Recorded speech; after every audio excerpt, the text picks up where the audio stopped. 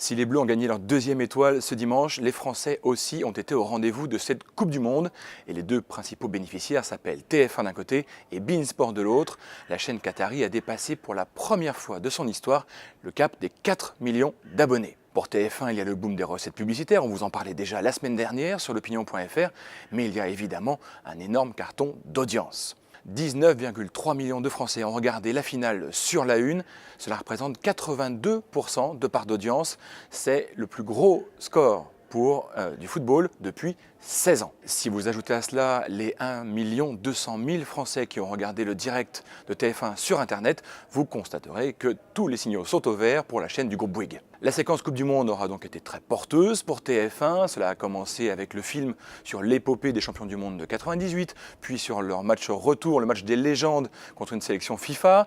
Et elle s'achèvera ce mardi avec un documentaire embarqué au cœur de la vie des Bleus durant le dernier mois, une sorte des yeux dans les Bleus version 2018. C'est le petit bémol, LCI, la chaîne d'info en continu du groupe, avait largement misé sur la Coupe du Monde et elle a finalement beaucoup souffert au cours des 30 derniers jours.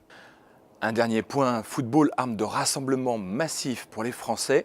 Selon un sondage Omnicom Media Group, 72% des Français âgés de 18 ans et plus ont regardé ce match, que ce soit chez eux ou dans un lieu public.